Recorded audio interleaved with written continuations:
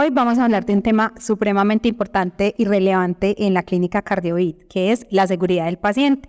Nos vamos a enfocar específicamente en la administración segura de los medicamentos, ya que esta es una actividad rutinaria, es una actividad que se desarrolla todos los días, todo el tiempo. Por lo tanto, necesitamos hacer énfasis en los aspectos relevantes de este proceso tan crítico en nuestra institución. Para comenzar, quiero contarles que el concepto de evento adverso no es reciente, es un concepto que se viene tratando años atrás. Lo decía la madre de la enfermería, nuestra líder, ¿cierto? Nuestra promotora de la enfermería, Florence Nightingale, dice: puede resultar sorprendente que lo primero que haya que pedirle a un hospital es que no cause ningún daño. Sí, resulta que estudios han revelado que las personas se mueren más de lo que les ocurre dentro de los hospitales que lo que les pasa a causa de su patología de base. 1 de cada 10 pacientes tiene la probabilidad de sufrir un evento adverso en el curso de su estadía en una institución de salud.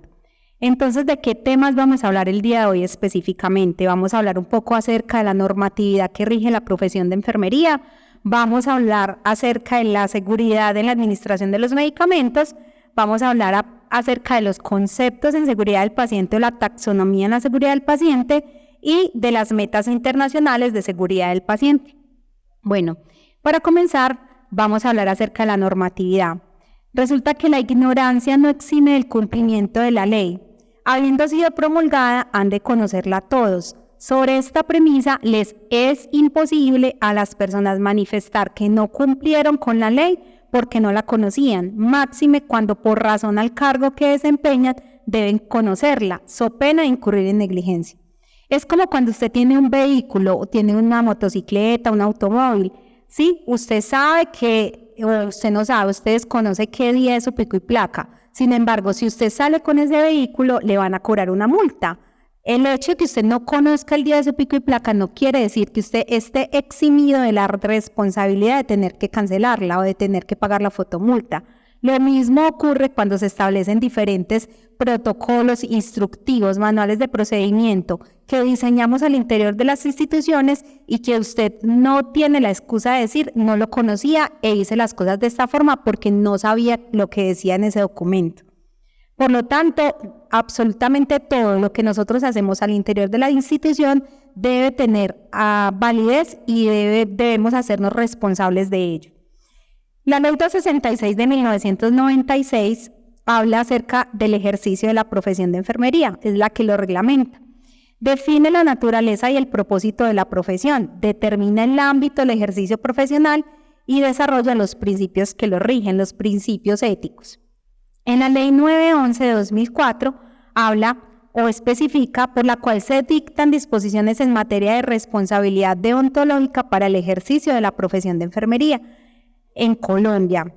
Se establece el régimen disciplinario correspondiente y se dictan otras disposiciones. En esta ley, en el capítulo 2, en el artículo 8, el profesional de enfermería, con base en el análisis de las circunstancias de tiempo, modo y lugar, podrá delegar actividades de enfermería al auxiliar cuando, de acuerdo con su juicio, no ponga en riesgo la integridad física o mental de la persona o grupo de personas que cuida y siempre y cuando se pueda ejercer supervisión sobre las actividades delegadas. ¿Qué quiere decir esto?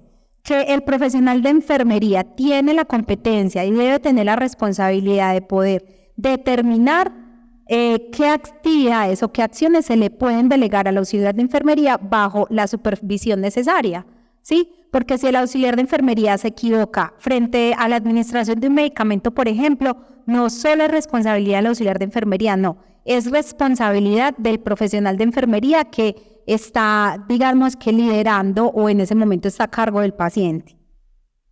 De otro lado, para hablar acerca de la seguridad en la administración de los medicamentos, enfermería debe tener unos conocimientos previos para la administración segura, conocimientos como cuáles, la anatomía de la fisiología.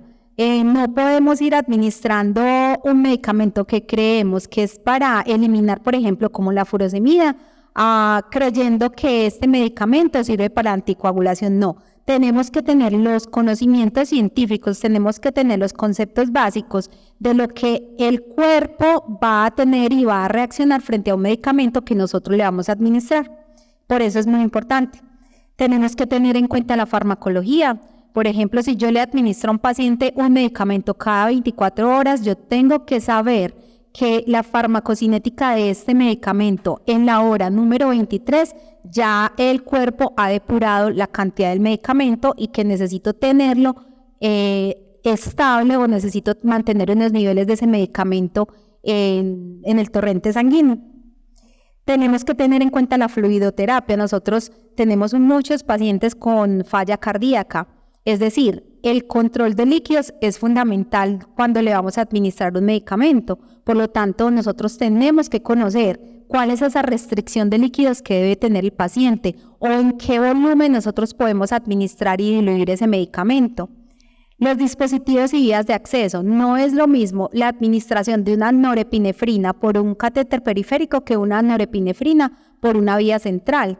Entonces nosotros necesitamos saber y conocer cuáles son las diferentes vías de acceso que tiene el paciente para la administración de los medicamentos y asimismo utilizarlo de forma adecuada.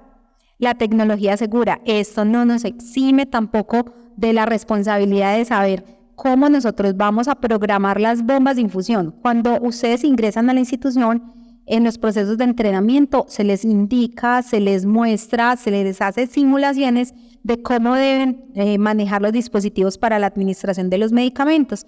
Por lo tanto, usted si ya está en la atención directa del paciente, ya tuvo que haber pasado por estos procesos, ya tuvo que haber estado en contacto con ellos y tiene que conocer la forma correcta de cómo se pueden administrar los medicamentos con cada uno de los dispositivos que contamos para ellos.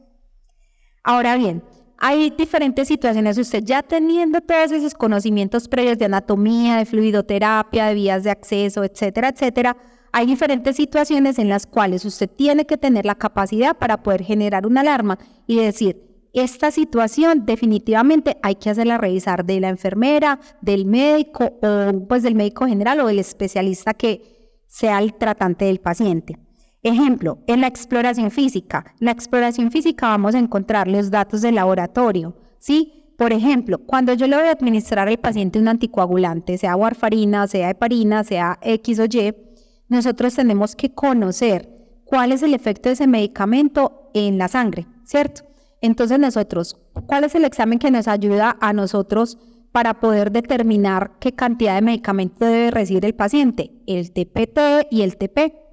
Si yo omito alguno de estos resultados y resulta que el paciente tenía niveles de sobreanticoagulación o tenía niveles subterapéuticos del INR, esto me va a decir a mí que yo me puedo equivocar en la dosis y que al paciente le puedo, o a causa de esto, se le puede ocasionar una hemorragia o se le puede ocasionar algún trombo que lleve a que el paciente sufra un daño peor. ¿Qué vamos a hacer con esos datos que nosotros estamos identificando? ¿Qué vamos a hacer con esa creatinina que encontramos alterada? ¿Qué vamos a hacer con esos reactantes de fase aguda que encontramos alterados, cierto? Entonces, nosotros somos los primeros que nos damos cuenta que el paciente tiene esas alteraciones, inmediatamente informar. ¿Para qué nos sirve también tener en cuenta todos estos datos? Para detectar posibles eventos adversos, para tener la capacidad de tomar las decisiones acordes y adecuadas para el paciente. No vamos a tomar una decisión a la ligera, no vamos a tomar una decisión en la cual nosotros, digamos, deliberadamente no le vamos a administrar un medicamento, no. Al obtener los datos necesarios para poder tomar la mejor decisión para el paciente, lo que estamos haciendo es detectando posibles eventos adversos y así los vamos a prevenir para evitar interacciones medicamentosas. Entonces, si yo le administro a este paciente un medicamento que digamos es antagonista de otro que yo le voy a administrar, esto me genera a mí una alerta y así yo le puedo informar al médico que ese medicamento está recibiendo esos dos medicamentos concomitantemente. Verificar ingestión simultánea ¿con qué? Conocer compatibilidades o incompatibilidades. Por ejemplo, si yo le voy a administrar levotiroxina a un paciente, yo sé que es un medicamento que lo tengo que suministrar en un medio ácido, que es el único que le tengo que administrar en ese momento, es el único entonces se lo administro a las 5:30 de la mañana. Entonces no lo voy a administrar con otros medicamentos que puedan generar interacciones o incompatibilidades. Verificar medicamentos sin prescripción. Entonces actualmente nosotros les solicitamos a los pacientes que traigan sus medicamentos que no se encuentren incluidos en el plan de beneficios en salud. Es decir, medicamentos en la historia clínica aparecerán como medipaciente. Entonces uno le dice al paciente que los traiga y nosotros, previo aval de la farmacia, la farmacia tiene que verificar que tenga una fecha de vencimiento vigente, que tenga las condiciones adecuadas para la administración de ese medicamento, que estén en estables condiciones. Entonces ya con el aval de ellos, el paciente se le va a suministrar ese medicamento al paciente, pero hay que tener mucho cuidado porque es muy probable que si el paciente es muy juicioso con la administración de esos medicamentos, él se lo vaya a tomar sin supervisión del personal. Es ahí donde también juega un papel fundamental la educación y las instrucciones que le vamos a dar también al paciente. Ahora bien, también tenemos que tener en cuenta una adecuada valoración del paciente. No es lo mismo administrarle un medicamento a un niño que a un adulto mayor o a un adulto joven, ¿cierto? Entonces, tener en cuenta hábitos alimentarios e interacciones medicamentosas. Entonces, al paciente no es que no le gusta tomar agua, es que el paciente definitivamente los medicamentos se los toma con leche o se los toma con Coca-Cola o se los toma con cualquier otra cosa, ¿sí? Tampoco vamos a entrar a debatir en esos hábitos con el paciente, simplemente los vamos a educar de la forma correcta de cómo se tiene que tomar esos medicamentos para que pueda tener el efecto deseado. Los hábitos sociales o aspectos culturales. Hay pacientes que muy probablemente tengan diferentes hábitos o diferentes aspectos culturales que puedan entrar como a chocar, pues por así decirlo, chocar con las instrucciones que nosotros les estemos dando. Y definitivamente hay cosas que debemos respetar. Nosotros tenemos un límite, pero el paciente hay que hacerle entender eso, ¿sí? Que si en este momento le estamos suministrando un tratamiento que se tiene que administrar de esta forma y esto puede chocar con sus creencias o de pronto su cultura, entonces tenemos que explicarle el por qué tenemos que hacer las cosas así. Las reacciones previas alérgicas y no alérgicas. Recordemos que siempre, antes de la administración de un medicamento, así usted tenga diferentes mecanismos para identificar que el paciente es alérgico o intolerante a algún medicamento, siempre se le debe preguntar previamente, ¿usted es alérgico a qué? ¿Usted es intolerante a qué? ¿Usted esto le produjo qué? ¿Listo?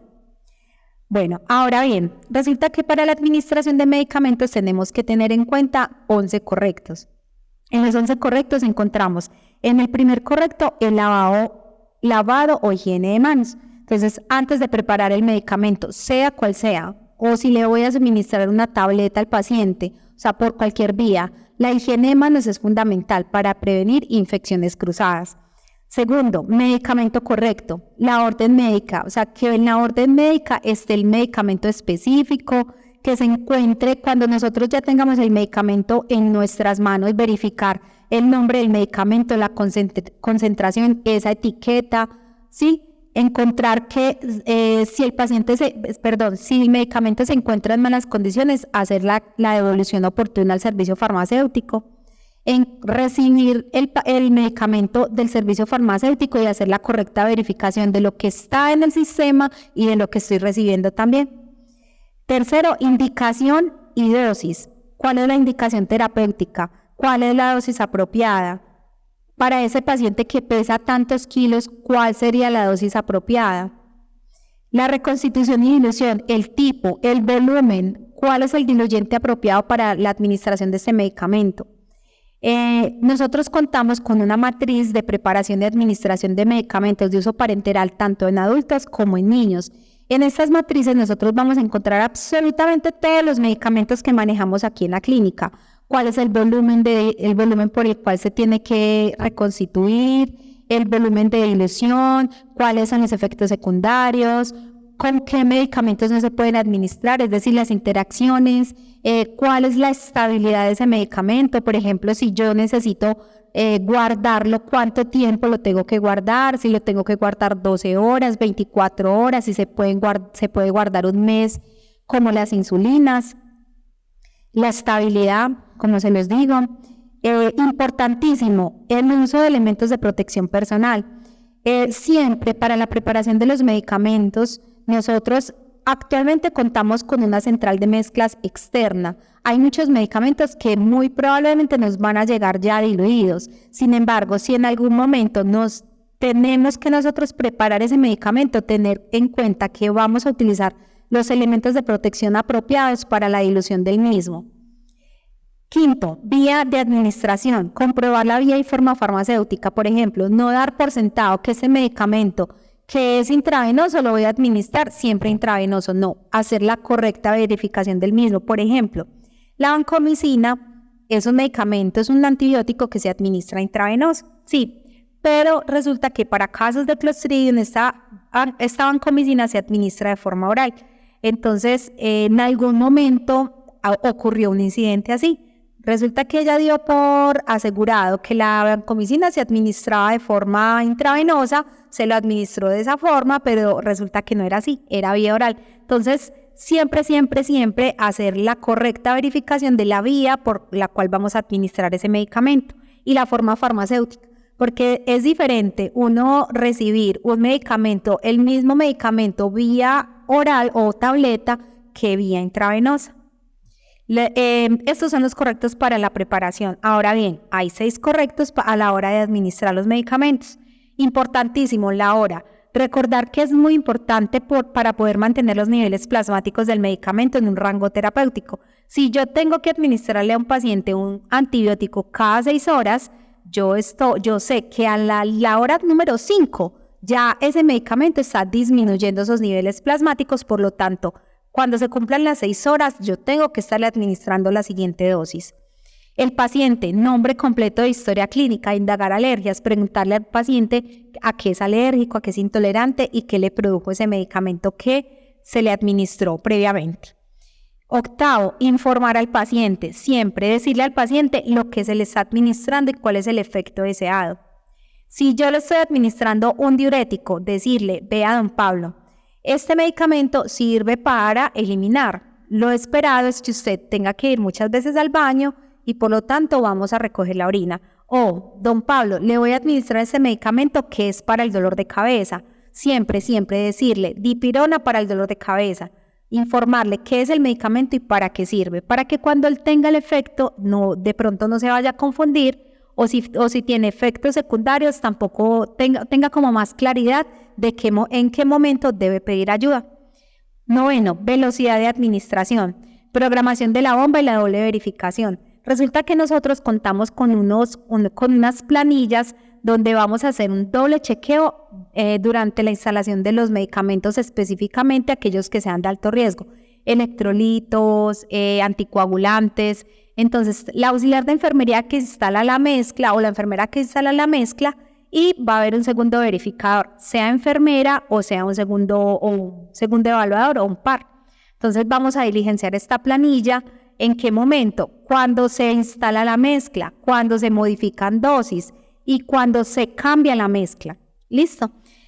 Número 10, registro. Inmediatamente se administra, se debe registrar. Lo que no se registra no existe. Puede ocurrir que usted, digamos sea al mediodía, usted se va a ir a almorzar, usted le administró los medicamentos de 12 al paciente, pero no lo registró. Entonces llega el auxiliar de enfermería que usted dejó echando el ojito a sus pacientes y dice, ve, mi compañera no le administró los medicamentos, y va y vuelve y le administra los medicamentos al paciente.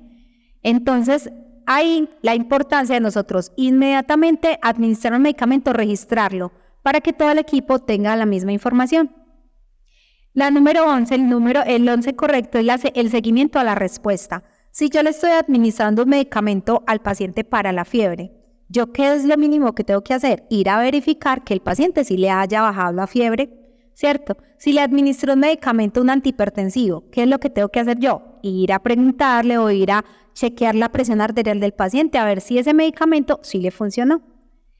Ahora bien, es importante también mencionar que bajo estos 11 correctos tenemos que tener en cuenta los 4 yo, ¿cierto? Yo preparo, yo administro, yo registro y por tanto yo respondo. Bueno, resulta que hay fallas activas en la administración de medicamentos. Administrar una dosis única de un paciente hospitalizado requiere entre 80 a 200 pasos individuales. Es decir, cuando el paciente llega, ya viene tomando una serie de medicamentos. Desde que el médico está indagando cuáles son esos medicamentos que el paciente está tomando, mientras los prescribe, mientras verifica en la biblioteca cuáles son los medicamentos que se van a administrar, cuando ya los prescribe y se solicitan a farmacia, cuando farmacia verifica el perfil y me los dispensa, me los trae, yo tengo que recibirlos, yo tengo que prepararlos, tengo que ir donde el paciente, administrarlo, hacerle seguimiento a la respuesta, absolutamente todo el proceso, eso es una cadena. De todo eso se requiere entre 80 y 200 pasos individuales. Es muy fácil que con cualquier distracción, cualquier situación distractiva, yo pueda llegar a equivocarme en la administración de medicamentos. Por ejemplo, estoy preparando 2 medicamentos simultáneamente, me entra un mensaje de celular, entonces yo lo respondo, cuando yo retomo la tarea, digo, ay, ¿cuál es este medicamento? ¿O qué fue lo que pasó? Y me puedo equivocar en ello. Entonces, cuando desarrollemos esta tarea, tenemos que tener total concentración de la misma para así evitar o disminuir riesgos en la administración del medicamento. El 53% de los errores ocurren en la etapa de la administración. ¿Y quién ejecuta la etapa de la administración? El personal de enfermería. Por lo tanto, es el personal que más tiene que tener cuidado y tiene que tener más concentración durante la administración. James Reason desarrolló un sistema de clasificación basado en observaciones. Afirma que los errores surgen por fallas activas y condiciones latentes, que ya les voy a contar a qué se refieren estas. Las fallas latentes son esos errores que están presentes en los procesos de atención en salud que aún no han generado eventos adversos. Se identifican cuando se analizan los incidentes. ¿Por qué se pueden dar fallas latentes? Por procesos no estandarizados, por no disponibilidad de recursos, por ausencia de canales de comunicación, programas débiles de entrenamiento. Es decir, errores que cometen las personas que pueden estar asociados a no tenemos estandarizada la dilución de cierto medicamento. Puede ocurrir, ¿cierto? ¿Qué es un error? Un error es un uso de un plan equivocado para el logro de un resultado esperado o falla en completar una acción como estaba planeada. Puede o no traer como consecuencia un evento adverso. Es por definición no intencional y se origina en la persona. No es exclusivo del médico y hace referencia en general a la atención en salud. Es decir, los errores son cometidos por personas. Cuando ocurre un evento adverso por definición es una lesión o daño no intencional que se le produce a un paciente como resultado no esperado de la atención.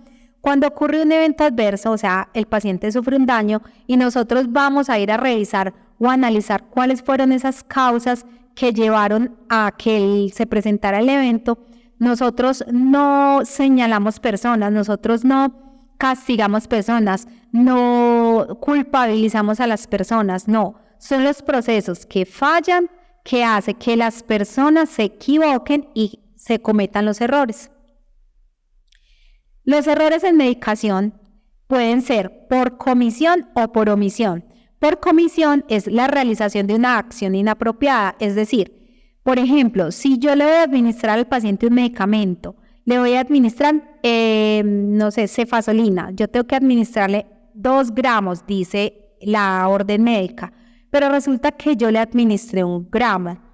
Entonces, ese es un error por comisión, porque le administré el medicamento, pero se lo administré de forma equivocada, no se lo administré completo. Los errores por omisión es la falta de realización de una acción apropiada. Por ejemplo, yo le voy a administrar el medicamento al paciente a las 10 de la mañana y resulta que se me pasó, se me olvidó, por lo tanto, no se lo administré. Ese es un error por omisión. ¿Qué es una falla activa? Una falla activa son los errores que se desarrollaron o se cometieron en el momento que se presentó el evento adverso o el incidente. No monitorizar el paciente sabiendo que el paciente se encontraba hipertenso, se encontraba hipotenso, entonces no lo monitoricé, le administré un medicamento que le bajó más la presión o le administré un medicamento que le ocurrió, que le hizo daño. No observar, no pedir ayuda cuando se necesite. El paciente está con mucho dolor en el pecho y yo no le avisé a nadie que ese paciente se encontraba con dolor. no interrogar al paciente, no preguntarle si de sus medicamentos de mi paciente él se tomó algún medicamento, omitir algo que se debió hacer, no verificar la alergia del paciente, no verificar que el paciente es intolerante. Bueno, para el análisis de los eventos en la atención, yo ya les dije que un evento es una lesión o daño inintencional, pero resulta que está el concepto de incidente. El concepto de incidente es una falla durante la prestación del servicio que no alcanza a causarle daño al paciente, pero que igual tenemos que intervenir para que esta situación no se siga presentando. Entonces, en el análisis de los eventos y de los incidentes, nosotros lo hacemos con una metodología que se llama el Protocolo de Londres, que es una metodología que nos sugiere el Ministerio para poder definir o identificar cuáles son esos factores contributivos o factores contribuyentes que estuvieron presentes cuando se presentó el evento adverso. Los factores contribuyentes pueden ser por diferentes causas, ¿cierto? Puede ser por el paciente, por la tarea y la tecnología, por el individuo. ¿Qué encontramos en el paciente? La complejidad y la gravedad. Ejemplo, es un paciente que se encuentra en reposo absoluto, es un paciente que no se moviliza, es un paciente que tiene comorbilidades, por lo tanto las instrucciones que yo le voy a dar o no le puedo dar instrucciones van a hacer que el paciente no sea adherente, por lo tanto puede presentar o tiene más riesgo de presentar lesiones en piel. O por ejemplo, es un paciente que no me puede, está sin acompañante y no me puede decir a mí a qué es alérgico. El lenguaje y la comunicación. Por ejemplo, si es un paciente extranjero, es un paciente y que no manejo yo el idioma y es muy difícil, es una barrera de comunicación importante con él, no puedo identificar o no puedo darle la educación apropiada para que el paciente no vaya a tener o sufrir ningún daño. La personalidad y factores sociales. Hay pacientes que son más adherentes que otros a las recomendaciones del personal. O es un paciente que lleva mucho tiempo ya en la institución que ya no quiere recibir ningún cuidado del personal. O es un paciente que uno dice, este paciente yo cómo hago para educarlo si él definitivamente no es adherente y digamos que es un paciente, pues entre comillas, no malentiendan, paciente difícil, ¿cierto? Entonces yo cómo hago para impactar con mi educación las instrucciones a este paciente. También pueden haber causas relacionadas con la tarea y tecnología. Entonces, ¿cómo estamos desarrollando, cómo estamos ejecutando las tareas actualmente? ¿Cómo es el proceso de la administración de los medicamentos? ¿Yo qué tengo que hacer antes de administrar un medicamento? La disponibilidad de uso de protocolos. Si tengo un protocolo definido para la administración de potasio, si tengo un protocolo definido para la administración de la warfarina. Si no se cuenta con él, es una falla latente que está en el proceso. La disponibilidad y confiabilidad de las pruebas diagnósticas. Entonces, cuando esto falla, cuando nosotros no tenemos garantía y no podemos confiar en ayudas diagnósticas apropiadas que se le hacen al paciente para tomarlas, para poder nosotros apalancarnos y tomar las mejores decisiones, decimos que falla en la tarea de la tecnología. Y en el individuo, es decir, en la persona que está desarrollando la tarea, en el personal, en el auxiliar, en el enfermero o la enfermera, en el médico. ¿Cuáles son esos conocimientos? ¿Cuáles son esas habilidades y la competencia que tiene para atender este paciente? Sí, estamos en una institución de alto nivel de complejidad que atendemos un grupo específico de pacientes. Nuestra misión va encaminada a atender pacientes neurovasculares, con enfermedades torácicas, cardiovasculares. Si tengo las competencias o los conocimientos para poder atender a estos pacientes. La salud física y mental. Sabemos y muchas veces se dice que, no, es que cuando usted se va para el trabajo, tiene que dejar los problemas en su casa, pero eso muchas veces no ocurre así, porque usted también es una persona, usted también es un ser holístico, un ser integral que está sintiendo, que tiene preocupaciones, que tiene dudas, que digamos que tiene situaciones en la casa que usted no lo dejan tener concentración absoluta durante su jornada laboral. Entonces, entramos a mirar a ver cuáles son de esas causas del individuo que llevaron a que cometiera los errores. El equipo de trabajo. Entonces, en el equipo de trabajo, la comunicación verbal y escrita, digamos que la comunicación verbal juega un papel más fundamental. En la comunicación verbal aporta un 70% de la comunicación que normalmente nosotros los seres humanos tenemos. O sea, 70% del tiempo nosotros nos estamos comunicando con gestos, con los ojos, con la forma en que nosotros decimos las cosas, ¿cierto? Y la comunicación pues oral o escrita, que es otro tipo de comunicación. Entonces, ¿cómo nos estamos comunicando con nuestros compañeros? ¿Cómo nos estamos comunicando con el paciente? Si le estamos diciendo de forma técnica, señor, lo voy a operar del corazón, o sea, le voy a hacer una cirugía con circulación extracorpórea, entonces el paciente no te va a entender. Pero si yo le digo, señor, le vamos a hacer una cirugía a través del pecho y tenemos que ponerle una máquina para que funcione en lugar de su corazón mientras nosotros lo operamos, él le va a entender de una mejor manera. Y la estructura del equipo. También hay otros factores que pueden estar relacionados con el ambiente, personal suficiente, la mezcla de habilidades, la carga de trabajo. Si yo tengo que atender simultáneamente 3, 4, 5, 6 o X pacientes, si estoy proporcionando los cuidados necesarios para cada uno de los pacientes, si le estoy prestando atención necesaria a cada uno de los pacientes de acuerdo como a sus requerimientos y necesidades. Los espacios, iluminación, higiene hospitalaria. Por ejemplo, cuando el paciente presenta una caída, nosotros entramos a mirar si era que la habitación se encontraba oscura, si el piso estaba mojado, si el paciente tenía el mobiliario que estaba en ese momento, digamos, obstruyendo el paso mientras él se dirigía al baño. Y las instalaciones obsoletas, por ejemplo, la ausencia de rampas o que las rampas no tengan antideslizantes apropiados, etcétera, etcétera. Frente a la organización y la gerencia, entonces nosotros encontramos causas como cuáles: recursos y limitaciones financieras, estructura organizacional, políticas, estándares y metas, prioridades y cultura organizacional. Es decir, aquí es donde se desarrolla este nivel, es donde se desarrolla todos los procesos de contratación, los procesos de perfiles o escoger los perfiles necesarios para ocupar los cargos, y asimismo como la redistribución de las funciones que se tienen que desarrollar en el trabajo. Y en el contexto institucional tiene que ver con todo lo que son contactos externos o amenazas externas que en este momento, por ejemplo, estamos atravesando en el sector salud, ¿cierto? En términos de contrataciones con aseguradoras, en términos de vinculaciones que, por ejemplo, un paciente necesita una resonancia y nosotros no tenemos resonador. Entonces, ¿cómo es esa relación con las otras instituciones o cómo es la relación con la aseguradora que tiene que garantizar que el paciente tenga una resonancia magnética en el tiempo que se tenga establecido? Ahora vamos a hablar un poquito acerca de las metas internacionales de seguridad del paciente. Entonces, como se los dije inicialmente, tras estudios se dieron cuenta que las personas se morían más de lo que les pasaba dentro de los hospitales que por su patología de base.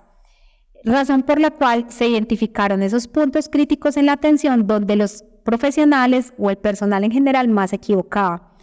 Estos puntos críticos se diseñaron o se establecieron diferentes medidas para poder prevenir o para poder abordar estos puntos críticos.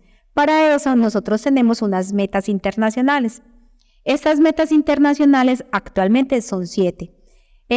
Para ello, nosotros tenemos diferentes barreras de seguridad o diferentes medidas preventivas para que el paciente no vaya a sufrir un daño relacionado con cada uno de estos puntos críticos. Por ejemplo, identificación correcta de los pacientes. Hay que tener mucho cuidado cuando los pacientes llegan a la institución y encontramos, por ejemplo, pacientes homónimos, que este paciente no vaya a estar ubicado en una habitación consecutiva a la del otro paciente, porque es muy fácil que nos podamos equivocar en la administración de los medicamentos. Entonces aquí tenemos el uso de manilla de identificación siempre que el paciente esté dentro de la institución, sea por el servicio donde ingresa, el servicio de urgencias, servicio de admisiones, en los servicios ambulatorios. Hacer la verificación de la identidad con el paciente. Hay momentos más críticos que otros para hacer la verificación, por ejemplo, cuando voy a trasladar el paciente de servicio a servicio, cuando le voy a administrar medicamentos, cuando le voy a realizar una transfusión, cuando le voy a entregar documentación, cuando le voy a dar de alta, también hay que hacer esa doble verificación, o cuando le voy a hacer una cirugía o algún procedimiento. También tener en cuenta que todos los documentos del paciente deben estar debidamente marcados, deben estar debidamente ubicados y deben estar debidamente organizados en los puntos definidos para ello. La segunda meta internacional tenemos mejorar la comunicación efectiva, comunicación entre profesionales. Aquí nosotros contamos con diferentes herramientas, tenemos un protocolo de comunicación efectiva y actualmente nosotros desarrollamos diferentes herramientas que nos permiten tener una mejor comunicación con el equipo de trabajo. Por ejemplo, todos los días a las 7 de la mañana nosotros desarrollamos una actividad que se llama briefing. ¿Sí? Esta herramienta nos permite identificar cuáles riesgos están presentes en el servicio que nosotros como personal tenemos que tener en el radar durante nuestro trabajo, durante el desarrollo de nuestra jornada. Por ejemplo, aquí participa todo el personal que esté en el servicio, auxiliar de enfermería, secretaria, profesional de enfermería y el personal médico. Camilleros si están presentes, nutricionistas si están presentes, o sea, todo el personal. Entonces, en la estrategia de briefing hay un formato donde dice qué pacientes tienen riesgo alto de caída, riesgo de sangrado, qué pacientes se encuentran solos, qué pacientes tienen pendientes procedimientos, qué pacientes nosotros tenemos que tener más vigilados, que en caso de que nosotros no tengamos esa vigilancia más estrecha, pueda llegar a sufrir un daño a causa de un evento adverso. Tenemos una segunda herramienta que se llama las 4Ps. Esta herramienta la vamos a utilizar cuando vamos a entregar un paciente de servicio a servicio. Entonces, en las 4Ps nosotros vamos a hablar acerca del paciente, o sea, qué tiene el paciente, cuál es su plan terapéutico, cuáles son sus problemas y cuáles son las precauciones que tenemos que tener con el paciente. Estas son algunas de las herramientas. También tenemos que tener en cuenta que la entrega de turno es una de las principales en las cuales nosotros vamos a tener cierta autonomía para poder de entrada también tomar decisiones con los pacientes y para poder darle continuidad al cuidado del paciente. En la tercera meta internacional encontramos mejorar la seguridad de los medicamentos de alto riesgo. O sea, no solamente alto riesgo, hay que tener en cuenta que absolutamente todos los medicamentos debemos tener precaución para administrarlos, porque ningún medicamento es inofensivo. Por ejemplo, el acetaminofén, un exceso de acetaminofén o una dosis errónea de acetaminofén también puede provocarle al paciente un daño. Por lo tanto, ya en este aspecto ya les hice pues como suficiente ilustración. Entonces, para que lo tengan en cuenta. La cuarta meta internacional es garantizar la cirugía en el lugar correcto, con el procedimiento correcto, al paciente correcto, ¿cierto? Nosotros contamos con una programación semanal para los pacientes del servicio de hemodinámica y el servicio de cirugía. Nosotros diariamente nos llega esta programación, en esta programación nos dice qué le vamos a hacer al paciente, nos dice también dónde está el paciente, quién es el médico o el cirujano o el hemodinamista que le va a realizar el procedimiento al paciente, a qué horas. Ya con esta información debemos hacer una correcta preparación del paciente. Si tiene que tener un catéter adecuado para esto, si tiene que tener unos baños prequirúrgicos, si tiene que tener un antibiótico, una medicación previa, si se le debe poner la bata, cómo, en qué momento. Sí, ya conociendo esta información, nosotros lo que tenemos que hacer es hacer una correcta preparación del paciente antes del procedimiento, y no solamente para estos servicios, no. También tenemos que tener una adecuada preparación del paciente para servicios como radiología, como ayudas diagnósticas. Si el paciente tiene pendiente una ecografía transesofágica, sabemos que debemos llevar a este paciente con un ayuno, ¿sí? O si tiene un angioTAC. En la quinta meta internacional tenemos reducir el riesgo de infecciones asociadas a la atención en salud. La principal herramienta que nosotros tenemos para poder prevenir una infección en el paciente es la higiene de manos. No solamente vamos a proteger el paciente higienizándonos adecuadamente las manos, lavándonos adecuadamente las manos, sino que también nos vamos a proteger nosotros mismos y vamos a proteger a nuestra familia. Por lo tanto, es una actividad. No hay disculpa para no realizarlo. En todos los lugares de la clínica nosotros tenemos dispensadores de alcohol glicerinado, en las habitaciones, en los pasillos, en las áreas comunes. Y a recordar los 5 momentos de la higiene de manos, ¿sí? Entonces recordemos que debemos tenerlo claro y tenemos que tener en cuenta no solamente hacerlo en el momento correcto, sino con la técnica adecuada, la fricción adecuada, porque si no, no te va a servir de nada. La sexta meta internacional, reducir el riesgo de daños causados por caídas. La mayoría de nuestros pacientes son pacientes que nosotros les suministramos medicamentos como warfarina. Por lo tanto, una caída en un paciente anticoagulado es una caída que puede ocasionarle un daño irreversible o incluso la muerte. Tener en cuenta todas las medidas que tenemos definidas para ello. La escala de Morse. Sí, la escala de Morse en adulto, la escala de Humpty Dumpty modificada en el paciente pediátrico. Entonces, tener en cuenta que si el paciente tiene un riesgo alto de caídas, mantener con el paciente con las barandas elevadas, mantener el paciente siempre en lo posible acompañado, que si el paciente necesita trasladarse al baño, acompañarlo, ¿sí? No solamente la persona o el familiar que esté con él, sino también del personal. Que si vamos a trasladar el paciente, verificar que el paciente se lleve con su escarapela que dice riesgo alto de caída, que tenemos que tenerlo semaforizado en la historia clínica electrónica y tenemos que tenerlo también en el tablero de identificación o en el tablero mágico que está disponible en cada una de las habitaciones y está disponible también en los servicios de urgencias y de hemodinámica y cirugía. Séptima meta internacional, prevenir la aparición de zonas de presión en el paciente. Nosotros contamos con una escala que es la escala de Braden. Esta escala nos permite a nosotros identificar el riesgo que tiene el paciente de sufrir una lesión en la piel. Si nosotros tenemos un riesgo alto de lesiones en piel, entonces tener en cuenta que debemos proteger el área sacra y glútea del paciente con Alevín. Si tiene, y no solo eso, también proteger prominencias óseas con película transparente.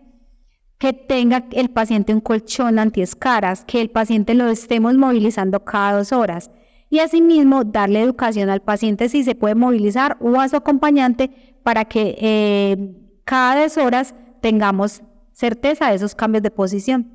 Si el paciente tiene riesgo medio, protegerle el área sacra con película transparente y la educación aplica en este caso. Si el paciente tiene riesgo bajo de lesiones en piel o riesgo bajo de Braden, garantizar que le demos la educación apropiada para que el paciente se esté movilizando en su habitación.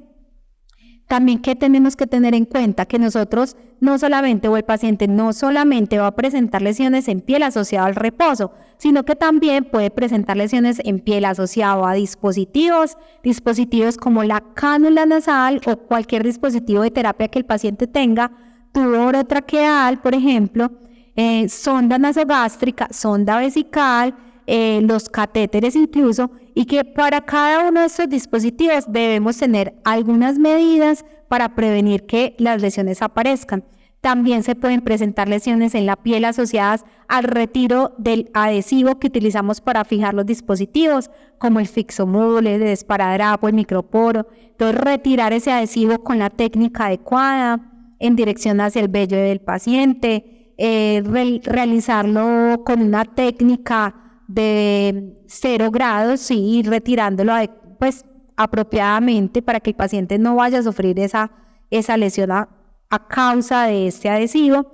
También tenemos que tener en cuenta que hay otras lesiones que pueden aparecer en el paciente, como las lesiones por humedad, que es por la exposición prolongada de la piel del paciente a algún agente húmedo como la diarrea, como la orina, que ese cambio del pañal sea frecuente si el paciente tiene deposiciones diarreicas, y las lesiones por fricción, que son aquellas que se producen o que son ocasionadas por el movimiento o el traslado del paciente en la misma cama. Entonces, resulta que el paciente lo movemos para un lado y el personal está moviendo la sábana para otro lado, ahí esa fuerza de cizallamiento puede ocasionar que el paciente también sufra una lesión o que presente la esfacelación. Bueno, ahora bien, ya conociendo las metas internacionales, vamos a pasar a un aspecto importante también en la seguridad del paciente, que es el reporte de los eventos en la atención. Yo les quiero contar principalmente que quién debe reportar un evento en la atención. O sea, no es el médico, la enfermera, la auxiliar, la secretaria, no. Es la persona que detecte cualquier indicio de atención insegura que tiene la responsabilidad de hacer el reporte. En la clínica CardioVit contamos con 2 diferentes métodos para poder reportar los eventos en la atención. El primero es a través de la intranet. Entonces, ¿cómo lo vamos a encontrar? Bueno, antes de eso yo quiero recordarles algo que les dije ahorita, y es que el reporte del evento es algo que no es punitivo, no vamos a señalar, no vamos a castigar a nadie, no vamos a despedir a nadie. Sin embargo, hay que tener en cuenta que si a una persona se le hace la realimentación luego de un evento en la atención y que este comportamiento se hace reiterativo, es decir, si yo le digo a esta persona que está administrando mal un medicamento y lo administra 2, 3, 4, 5 veces de forma errónea, algo está pasando con la persona. Entonces ya seguridad del paciente dice, ya esto se sale de mis manos, ya tienen que entrar a hacer en la evaluación de desempeño, como el seguimiento o los compromisos, planes de mejora con el personal que está involucrado o con la persona que está involucrada. Bueno, entonces para reportar lo vamos a hacer de la siguiente forma. Vamos a ingresar por la intranet. En la parte inferior encontramos herramientas del Sistema Integrado de Gestión Organizacional. Damos clic en el apartado Clínica CardioVit, reporte de eventos de seguridad del paciente. Vamos a entrar ahí y vamos a ingresar a registrar un evento de seguridad. Entonces se nos va a desplegar este formulario. Entonces vamos a plasmar, supongamos que vamos a reportar, ¿qué podemos reportar acá? Podemos reportar flebitis en sitio de no punción, podemos reportar lesiones en la piel, eventos adversos medicamentosos. De hecho, por acá les voy a mostrar más o menos el listado de lo que podemos reportar. Entonces aquí tenemos broncoaspiración en paciente hospitalizado, procedimiento o ayuda diagnóstica en parte equivocada en paciente equivocado, quemadura, neumotórax, extravasaciones, caídas, tromboembolismo no atribuible a la patología del paciente, sangrado, lesiones vasculares inherentes a cirugías o procedimientos, traumas sin caída, traumas de otros órganos, eventos relacionados con radiación ionizante. Por ejemplo, que el paciente tengamos que realizarle 2 veces la radiografía porque una fue como mal, pues no fue adecuada, se reporta también porque el paciente tuvo una doble exposición a esta radiación ionizante. Traslado no pertinente, manejo inadecuado del dolor, es muy importante, y hay que recordar que el dolor es un signo vital, con la escala de evaluación del dolor es un signo vital más. Es supremamente importante identificar el dolor del paciente, cuantificarlo y si lo que le estoy administrando si fue efectivo. Si definitivamente no hay un adecuado manejo del dolor, se debe reportar. Evento relacionado con transfusión, salidas de catéteres, infecciones, robio de extravío intrainstitucional de niño, etcétera, etcétera. Entonces ahí está el listado. Entonces, ¿cómo lo vamos a reportar? Les voy a ampliar acá un poco para que tengamos mejor visualización. Entonces, fecha en que ocurrió. Sí, a mí me ocurrió el día de ayer, pero ayer no tuve tiempo. Entonces voy a poner la fecha del día de ayer.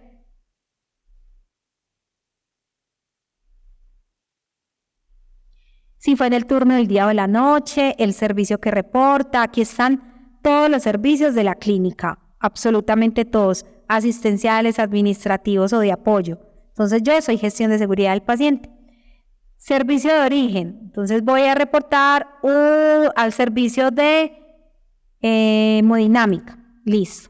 Nombres y apellidos del paciente, entonces paciente prueba, listo. Completo, sexo, femenino, masculino, fecha de nacimiento, ustedes lo pueden visualizar en la historia clínica. Tipo de paciente, si es contributivo, subsidiado. Si no es de ninguno de los dos en la aseguradora, se pone el tipo de póliza que es. Historia clínica de ingreso, entonces vamos a poner el número de la historia clínica con el episodio. Si el paciente es trasplantado, recordemos que los pacientes que nosotros tenemos acá, en su gran mayoría, hay pacientes trasplantados de corazón, pulmón o tejido, o puede venir de otra institución con un trasplante renal o trasplante de otro órgano. Entonces ponemos acá el evento que vamos a reportar en este caso una lesión por dependencia y vamos a dar siguiente. En siguiente vamos a clasificar el tipo de lesión por dependencia, o sea, si fue una lesión por apoyo, o sea, si fue por el reposo o si fue una lesión a causa de, vamos a reportar en este caso que fue por una MARSI, es decir, una lesión ocasionada por un adhesivo de uso terapéutico. Entonces vamos a otras lesiones por dependencia. Vamos al tipo de otra lesión, entonces acá está MARSI o úlcera por adhesivo, fricción, húmeda o dispositivo. Vamos a decir que fue por adhesivo. Vamos a contar qué fue lo que pasó. Entonces, en el día de ayer, al retirarle el catéter al paciente, la película transparente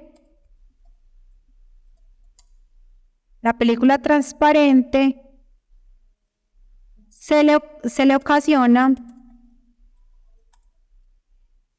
una lesión en antebrazo derecho. Listo. Entonces hice el reporte. Listo. Bueno, ahí es importante que también tengamos en cuenta que para poder identificar las causas, qué fue lo que pasó, qué fue lo que llevó a que el paciente tuviera la lesión. Por ejemplo, ¿se acuerdan lo que les conté los factores contribuyentes? Si fue el paciente con piel frágil, por ejemplo, o si utilizó la técnica adecuada o inadecuada para el retiro del adhesivo, o si se utilizó algún producto para el retiro del adhesivo.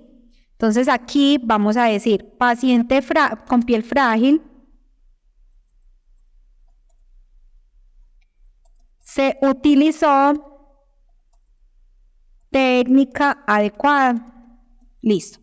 Sin embargo, en la parte inferior vamos a encontrar esos mismos factores. Entonces es un paciente de edad extrema, de difícil acceso venoso, piel frágil. Pues aquí podemos encontrar el listado de las posibles causas que me llevaron a que el paciente sufriera el daño, porque la lesión en la piel es un daño. Factores de la tarea: la inmovilización estaba inadecuada, la falta de adherencia al protocolo del retiro del adhesivo o la técnica o procedimiento difícil.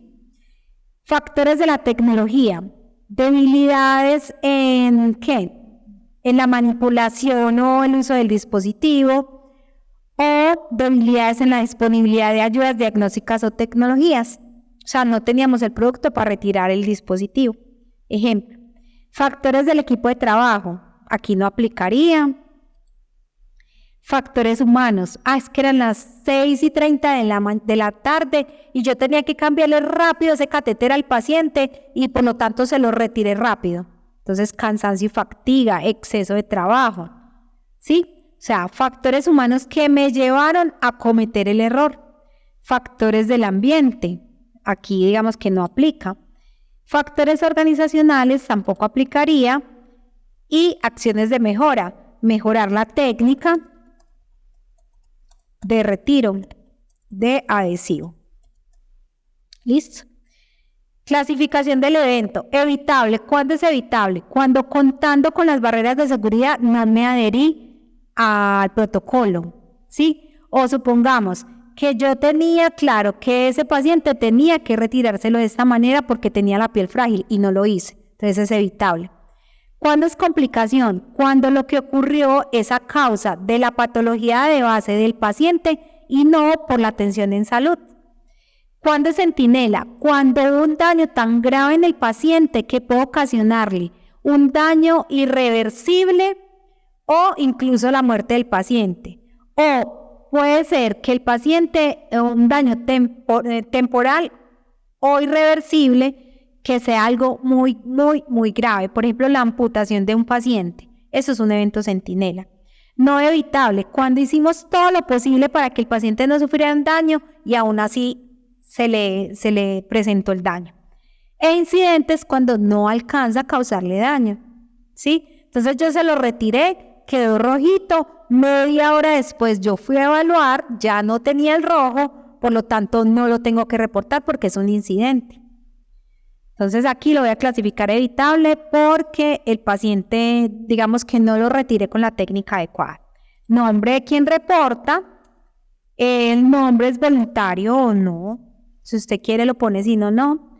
Y el cargo que usted ocupa actualmente y ya le dice enviar. Entonces ya lo envía, ya esto nos llega a nosotros y hacemos los análisis correspondientes y nosotros lo divulgamos al personal a través de las coordinadoras de enfermería que hacen la divulgación en los grupos primarios mensualmente. Listo, esta es una de las formas que tenemos para reportar un evento en la atención. Una segunda forma, ¿cuál es? Que es mucho más fácil y es mucho más amigable, probablemente les va a parecer chévere. Es a través de REAL. REAL es el reporte de eventos en la atención en línea. Desde cualquier teléfono de la institución, usted simplemente llama al 9000, no se les olvide, 9000 o no se le olvide, 9000. Se llama y dice, aquí tenemos una ficha guía donde usted tiene que tener presente que hay unos datos que me debe compartir para poder hacer el reporte. Entonces, si yo voy a reportar una flebitis en sitio de venopunción, yo tengo que tener los datos del paciente, nombre completo, historia clínica, tengo que tener los datos de los medicamentos que se le administraron al paciente, el número del catéter que tenía, cuándo se canalizó, si fue difícil la técnica, si estaba bien inmovilizado, si se le hizo seguimiento apropiado en accesorios de uso terapéutico. Sí, tengo que tener clara esa información. Entonces, ahí sí llamo a REAL y le digo, buenas, para reportarte un evento en la atención, quiero contar que este señor Pablo Arzuaga Correa presenta una lesión asociada a flebitis en sitio de venopunción por esta y esta causa y ya lo considero que es evitable, no evitable. Nombre de quien reporta y servicio de origen del evento y servicio que reporta. Ya nosotros con esta información hacemos la transcripción a la herramienta que les acabo de mostrar. Entonces, igual, hacemos la misma gestión del evento, nosotros se lo compartimos a las coordinadoras de enfermería luego de la gestión para que ellas hagan la retroalimentación a cada uno de ustedes si se hace de forma individual o si no en los grupos primarios mes a mes. De todas maneras, yo quiero que cada uno sepa o que ustedes sepan, que usted sepa que nosotros contamos con un área que es gestión de seguridad del paciente, donde puede tener la certeza de que vamos a apoyar todos estos procesos y que vamos a resolver todas las dudas que usted tenga con respecto a la seguridad del paciente. Y bueno, para terminar, yo quiero que cada uno nos hagamos la siguiente reflexión. Para usted o para ti, ¿qué significa la seguridad del paciente? ¿Sí? Porque la seguridad del paciente debe ser todo lo que enmarca la atención en salud. O sea, no podemos ver seguridad del paciente como por allá un grupo de personas que hacen diferentes cosas y actividades por los pacientes, no. La seguridad del paciente es lo que cada uno haga por que el paciente no sufra un daño asociado a la atención en salud. Es lo que usted hace, es lo que el médico hace, es lo que la enfermera, auxiliar, la nutricionista, terapeuta, todos hacemos en pro de que el paciente no sufra daños asociados a la atención en salud. Por eso yo quiero que escuchemos a diferentes compañeros que trabajan aquí en la clínica, que nos cuenten para ellos qué significa la seguridad del paciente. Para mí la seguridad del paciente son el conjunto de medidas que tomamos como profesionales de la salud para mitigar los riesgos que pueden estar asociados a la atención médica. Esto quiere decir estratificar adecuadamente al paciente una vez ingresa, hacer una correcta identificación, ordenar de manera prudente y precisa los paraclínicos y exámenes electivos que vamos a realizar en nuestro paciente. Para mí la seguridad del paciente son cada una de las acciones que tomamos como enfermeros en mi caso para garantizar que no hayan daños durante el cuidado que nosotros brindamos a nuestros usuarios. Dentro de esos, pues un ejemplo por ejemplo, la identificación del paciente, garantizar la administración correcta de medicamentos, evitar que el paciente pueda presentar una caída, vigilando los entornos en los que él se encuentra. Principalmente pues como enfermera nosotras estamos muy pendientes garantizando cada una de estas medidas, por ejemplo en las rondas de seguridad que nosotras hacemos al revisar cada uno de los pacientes que nos corresponden en el servicio. Para mí, la seguridad en el paciente es gestionar los trámites administrativos de ayudas diagnósticas, procedimientos y cirugías para que al paciente se le realice oportunamente. También es imprimir las manillas de identificación para que el personal tenga la certeza de la persona que se está atendiendo. Además, es orientar a los pacientes en los diferentes servicios que presta la clínica. Y muchísimas gracias por escucharme y bienvenidos, bienvenida, bienvenido. Gracias.